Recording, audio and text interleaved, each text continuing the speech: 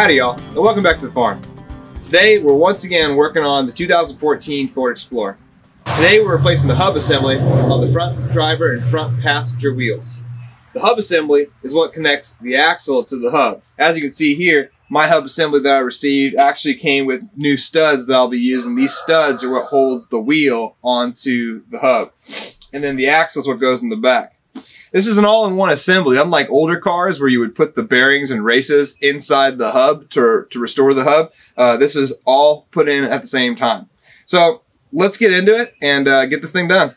Okay, so before we get started, one thing you might be wondering is, how do I know if my hub has gone bad?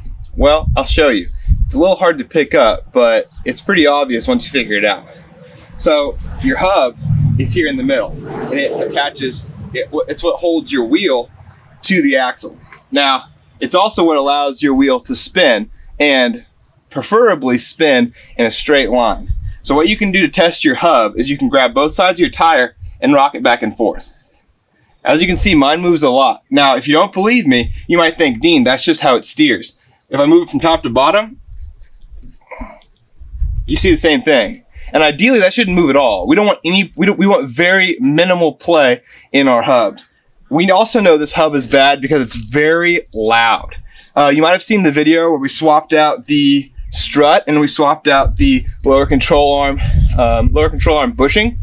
That reduced a lot of the noise, but what we're still finding is as we're driving down, you can hear a kind of like a thumping coming from the hub here. So what we're going to do is now we're going to take off the wheels and we're going to take off the wheels, take off the rotors and brake caliper so we can get to the hub. You'll notice that we've already got the car jacked up. I've got a video that I'll link up here about how to jack up this car specifically, but jacking up a car is pretty straightforward. You get the jack under the front, you jack it up, you put your jack stance underneath, and then we'll put these wheels as safeties under the front fender in case something were to happen. All right, let's get to it. On this Explorer, the lugs are all 19 millimeters. So everything I do on the driver's side, I'll also do on the passenger side. In the past, I've shown you how you can use basic hand tools to take this off, but today I've got a new impact wrench that I'm trying out, so we're gonna give it a shot.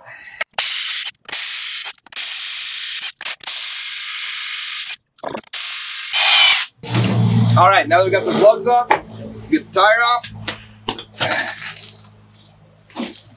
And then, like I said, we're gonna put it under the, once we get the tire off, I'll put it under the fender, just in case something happens and the car falls. It falls on the tire and wheel first before it falls on me.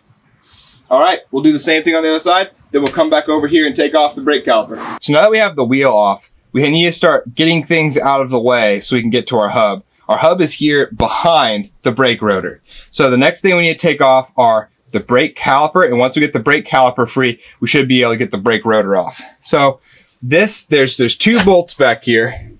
They're off the steering knuckle. So if you trace the steering knuckle down, you'll see two bolts, and they're 18 millimeter. You got one up here, just behind my finger here, and the other one's down here, just behind my finger here. So we're gonna take those off now.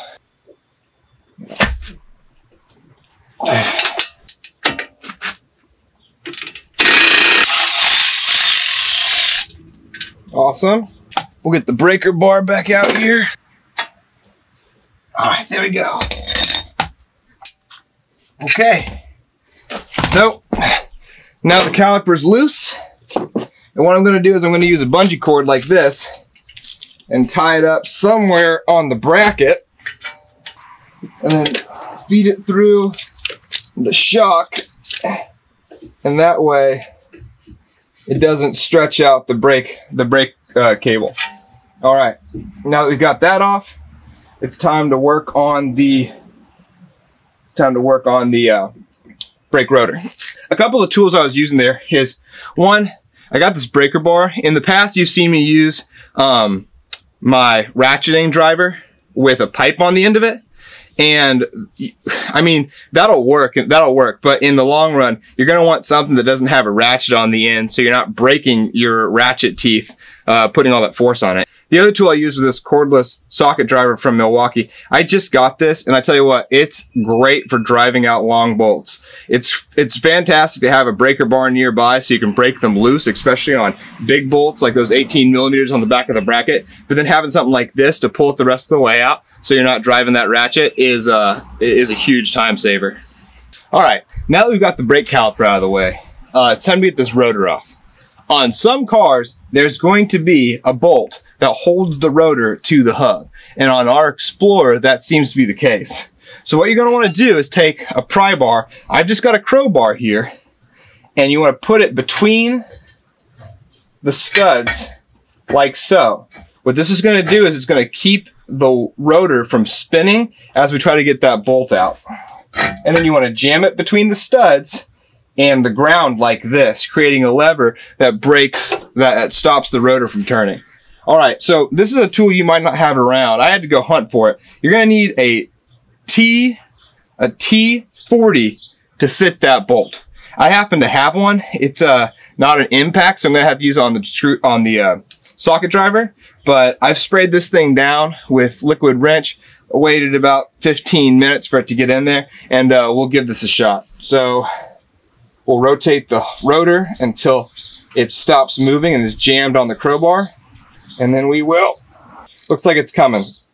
I would definitely recommend on a bolt like this, take your time, because this seems to be super tight in there, and you don't want to break your tool or break the bolt, because the bolt itself is not super thick. It's not huge. It's not a huge bolt. There you go. There's your bolt. And now that that's free, let's see if the rotor comes off. We'll get our persuader over here.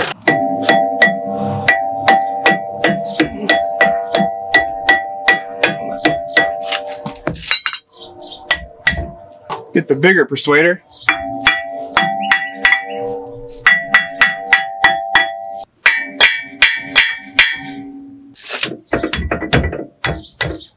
After trying to hit it a few times with a hammer, see if I couldn't release some of the rust from behind this rotor so I could pull this rotor off, I'm going to go ahead and resort to some specialty tools. This is the first of the two specialty tools we're going to use today.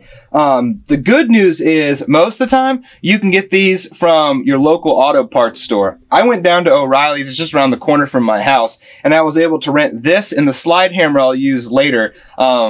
And they're essentially free. You pay for the tool up front, but then they give you your deposit back after you return it. So what we've got here is we've got this puller set up. These pullers have two jaws. The first one is this jaw that doesn't have a slot in it, but the second one has a slot in it like this, and it works really well for these brake rotors because it fits between the teeth on the end of the rotor. So what we're gonna do is we're gonna take it nice and slow, and we're going to use a combination of the puller pulling this out and then going back to the mallet just to see if we can't loosen it up. We're also going to put on some safety glasses for this part. Anytime you're working with these pullers, there can be a lot of force going on, and you want to be, mindful of which direction you're pulling things. So if something were to fly or release quickly, that you're doing it safe. So we've got the pry bar here.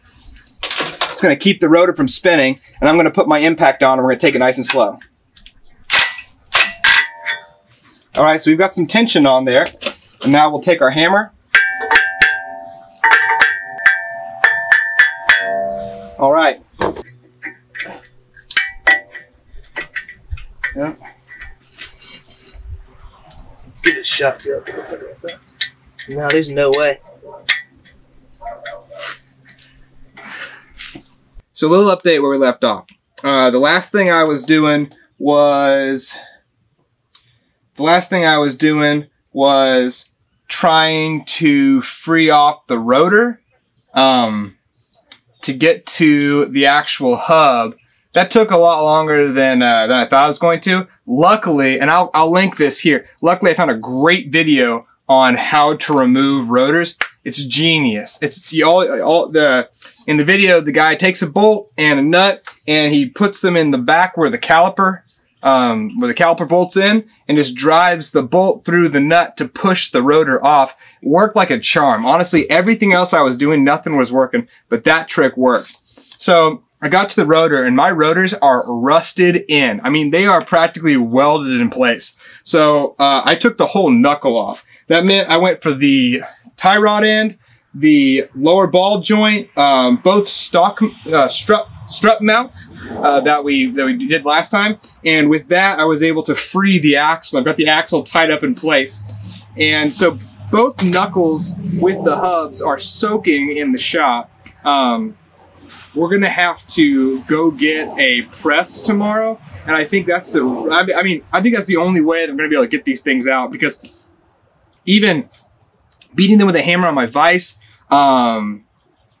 soaking them with penetrating oil, I mean, we put a slide hammer on them. We did everything that, everything that you'd think you should do, but there's been enough times where I've needed a press for some of the projects that we're doing with the automobiles that I think it's just worth it. So I'm going to call this quits tonight, clean up all my stuff, leave this as is, and then we'll catch up tomorrow after I pick up that tool. All right, see you then. All right, so it's a brand new day. I was not able to buy a hydraulic jack. It seems like there's not a hydraulic jack for sale in all of Wichita, Kansas. So I was actually able to borrow this from a buddy of mine, and so far it's working a treat. I've already got this knuckle set up in the jack, and I started applying pressure, and as I applied pressure, I was tapping it with the hammer. Not like wailing on it, but just tapping with the hammer. A combination of the constant pressure and tapping on it with the hammer has got this hub to start loosening up, and we're slowly driving it out. There it goes again. So we are almost completely, we're almost driven out of there. I gotta do this again with the second one, but this first one so far is going great. So I'll get to this and then I'll get back to y'all. Woo-hoo-hoo! Yeah, baby! Check it out!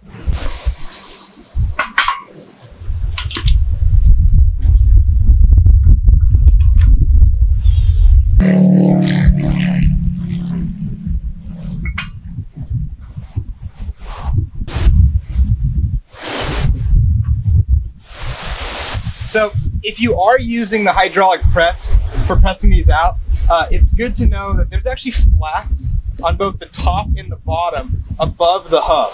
So there's a perfect place to position whatever blocks you're using to block up your knuckle, just right here and right here. So let's get the second one knocked out.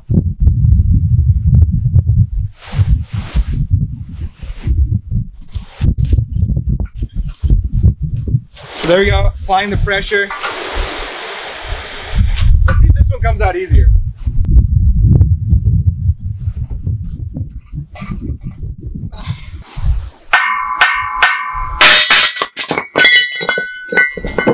Yeah! Dude, for real though, it's windy today. All right, so before we put these things back in, we're gonna clean up basically the whole mating surface. We're gonna clean up all this, and we're even gonna clean up on the inside of this too. We're not gonna do anything too crazy, pretty much just wire brush, and we're gonna hit it with some super clean. If you wanna clean it like you mean it, super clean it. All right. This super clean's great because it's at full strength, it's a degreaser, it'll eat this stuff right off. And I'm wondering what it does with some of this rust. All right, so let's get the wire brush on there first. Yeah, buddy. Gosh, that is disgusting.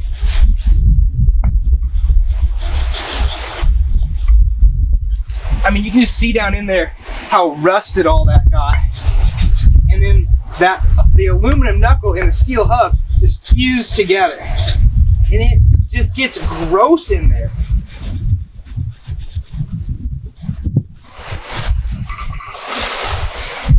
But yeah, cleaning it up like this will make it much easier to put the new hub back in, and then we'll put some anti-seize in there to keep it from freezing up in the future.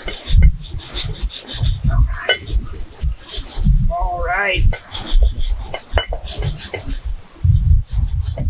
So since we've already got the knuckle out, we're just gonna go ahead and do installation of the hub. Installation of the hub while the knuckle's out of the way and we don't have the axle in the middle. So first thing we're gonna do is do a little extra cleaning. I'm gonna take this low grit, what is this? I think this is like 60 grit sandpaper. I'm just gonna sand the inside here where some of this corrosion buildup still is. Let's get some of that extra dirt and extra corrosion out of the way. It's gonna make this thing easier to install. It's also gonna make this thing easier to take back out if I ever have to take it apart again. All right, so now we've got light sanding out of the way. Didn't really want to remove any material. We just wanted to get some of that corrosion off. We're gonna go ahead and put a little bit of anti-seize on our mating surfaces. Now, anti-seize is great for any time you've got metals of different types that are gonna be sticking together. You just want to put a thin film of this anti-seize where the aluminum knuckle and the metal hub are going to meet. Any place we got too much of this stuff, we'll clean it off before we install the rotor. The hub has a top and a bottom. You can see here on the bottom of the knuckle, you've got the two wider holes, and on the top you have the holes that are closest together. You just want to match up those wider holes and those narrower holes with those on the knuckle. So we'll get that put in there. So now we'll see if we can't guide this thing in with the bolts. So I'm gonna flip the whole thing over, put some bolts through, see if we can't get some of these threads started. Let's get our wrench on it. You want to get these started by hand first, obviously. You don't want to just zip them in because you don't want to cross thread them. So if we can get these threads started, then we can get this wrench going. All right, let's give them a couple of goes with the wrench just to make sure they're in there good and deep. I'd hate to zip them in before they were really in there in case we run into anything, but it looks like we're gonna be good to go. I think at this point, it's also important to bring up, we're gonna start tightening these things down in a crisscross pattern so that we're sucking in the hub equally. Because I'd hate to zip one down and then have the hub in there sideways and then the whole thing be messed up. So I'm gonna start doing that. It's gonna take me a little while, but I'll catch you guys back up once I've got the hub sucked all the way in. We've now got all of these bolts driven all the way in, and on the other side you'll see that we are now flush with the mating surface. So we have to torque these bolts to 122 foot-pounds. We're not going to do that outside of the car. So we're going to stop here, go get the other one to this point, and then we'll torque these down once they're inside the vehicle. All right, let's go get the other one and get this done. Now that we got the hub installed to the knuckle, we're going to go ahead and start putting the knuckle back on the car. It's going to be the same order. It's going to be the same order for putting the knuckle back on the car as it was taking it off, minus all the swearing and crying. So what we're going to do first is get the lower ball joint on, and then we'll get the lower ball joint on, flipped around, and then we'll flip it into place, get the axle in, and before we get the axle, and after we get the axle in, we can put the two strut mounts and the tie rod in back together. All right, so I'm gonna leave it rolling, and then we'll just zoom through this. So putting the knuckle on backwards. Get the 24 millimeter on the lower ball joint. All right, now that we got this thing in there, we can take the strap off. Straps out of the way. Flip this bad boy around, and the axle finds its new home. There you go, buddy. All right, now that we got the axle started in there, we can get the rest of these pieces back together. Start with the tie rod end. Actually, no, tie rod end's last. Let's start with these bigger bolts first. All right, the strut support bolts. If the axle's not sliding out, if it's slip joint, mother of God in heaven almighty, let's stop that. Now that we got the slip joint for the axle back in place, we can put these bad boys back in. All right, we got that guy back in there. Sweet. Let's get that tie rod back in place now. Got everything else, and the last but not least is the tiny little tie rod. Pull him in. Perfect. The tie rod is 22 I almost said milliliters. 22. All right, sweet. All right, 24 millimeters. I didn't show you taking this out, but in order to take the hub out, you gotta take this little ABS sensor out. So we just slide that right back in its hole back on this side, and then a little 8 millimeter screw, a little 8 millimeter bolt's all it takes to get that in place. This little baby 8 millimeter. That's a little plastic fastener right there, so we're just gonna get that in there and tight, and voila. This bad boy is the hub nut, goes right on here, and we are going to use our pry bar to lock that in place. We're going to drive it down with our ratchet, and then we'll torque it to 250 foot-pounds with our torque wrench. All right, at the same time as we're tightening this down, we're actually pulling the axle in. So even though it feels like I'm getting towards the end, I got to get that axle stuck all the way in the back of that hub before it's really flush up, and then it'll get tight. Oh, there we go. So we got the axle sucked all the way in. This is getting kind of tight. So now we got to take our trusty rusty torque wrench and literally go to the very top, because this nut has to be torqued to 250 foot-pounds. And you want to get this one right, because this one holds your wheel on your car. You don't want to be going down the road and this one come out. So after taking this torque wrench to the absolute top of its range, we're going to torque this one down to 250 foot-pounds. Okay, 250 foot-pounds is a lot. Yeah. All right, here we go. I got faith in this last one. There we go. Woo! 250 foot-pounds. We did it. All right, let's go get the other side to this point, and then we'll come back and install all the brake stuff. So now we're all caught up on the other side, and we're just gonna start doing brake things over here. So the first thing we want to do is reattach the shield. That's all these 8 millimeter bolts that we took out earlier. I'm just gonna get each of these started, and then we'll torque them down. And once we got all those started, we can swap over to the ratchet and wrenches and get them in the rest of the way. This one back behind the hub would be a lot easier to do prior to installing the hub, but it was a lot easier to pound on the hub without the dust shield in the way, so we went ahead and took it off. All right, so you know the drill, just a ton of wrenching. This is when some ratchet wrenches would really come in handy, but we're not there yet. We're not there yet. Are we there yet? Are we? We're there. Okay, now you do the rest of these. And you torque each of those to hella tight. And now we're gonna work on the rotor. The first thing I'm gonna do is put a little bit of anti-seize on the back of this hub where the rotor goes. Now, I don't want this to actually be on the rotor itself, but I want this to be on the hub, so next time I have to take the rotor off, it's not as difficult. So we're just gonna put a thin film of anti-seize all over the whole thing. And gloop-a-gloop. All right, all around there. Delicious.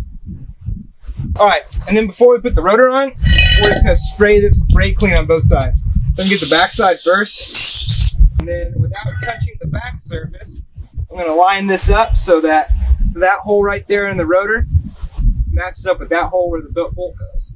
So not touching the back side. Oh yeah. And then we'll do this bolt first, and then we'll spray the outside with brake clean. So just get that started, get that rotor all the way up on the hub, and then your bolt will go right in. And this is that T40 torque set. Okie dokie. You know, when I keep that rotor up on that hub, apparently it's supposed to slide off. It's probably all that wind. Just kidding, it's not the wind. Okie dokie. All right, we're in the home stretch now. So got the rotor attached to the hub, and now we're gonna brake clean the outside. And now with the outside of the rotor cleaned up, we're gonna take our caliper. You gotta line up the bolts. I'm gonna zip this one on. Cool. Now line up the top one. And don't be a fool like me. I put my strut bolts on backwards, and now they're interfering with me being able to get to this. So I have to wrench. But if you're ever in a situation like this and you need to lift your spirits, you can make impact wrench noises.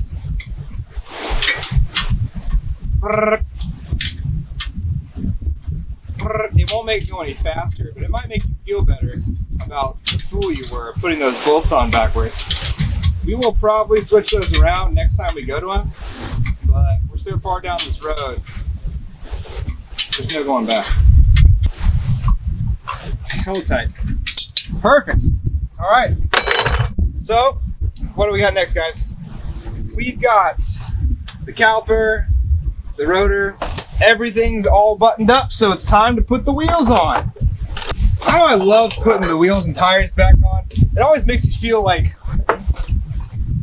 I don't know. You just know you're in the home stretch when you're putting wheels and tires back on. You're getting closer to time to ride.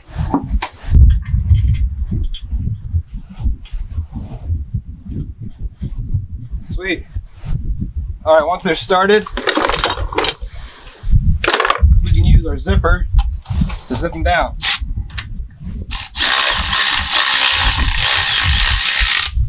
Now this ratchet's cool, but it will not go to a super high torque. It's rated for 55 foot-pounds on the high end, so I can zip these all the way down without worrying about over torquing them. And once it's on the ground, we can torque it up with the wrench.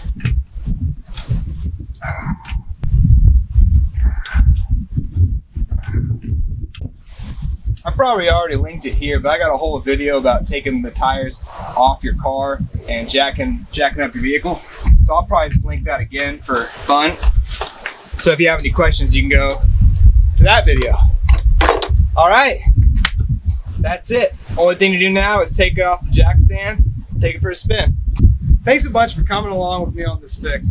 I think once again, I definitely learned that these things are often harder than they appear. Luckily, there's a lot of great resources, and I've linked many of the videos that helped me along the way in this video here, and I hope to help you as well. The biggest thing I learned is the slide hammer. Man, if it works for you, awesome, because you just saved yourself a lot of time. But for me, taking that knuckle all the way off and using the hydraulic press, dude, that was the best way to do it. So easy, came off so good, and saved me a lot of trouble. Honestly, if I would have taken the knuckles off in the first place and not spent so much with the slide hammer, one, I would have saved a lot of time, and two, my hands wouldn't hurt so much, because that slide hammer wrecks your hands. So yeah, thanks a bunch for watching it. Now all I got to do is go test it out, see how it goes, and honestly, I'm really happy with it so far. The sound is gone that we were getting before. It's not giving me that rattling noise. It sounded a little bit, you hear thumping, and then at high speeds you hear a rattling. I probably should have changed these a long time ago, but I'm glad I finally got around to it. Anyway, if you found this video helpful, please like it. It really helps me out. Subscribe for more videos like this. We got more videos coming out all the time about the different vehicles we're working on, about farming, the farm animals, and other projects that we do around the house and barn. And comment, let me know what you liked, what you didn't like about this fix, and if you do try this out and this video helps, let me know. Anyway, thanks a bunch for coming along with me on this, and I'll see you next time. Bye now.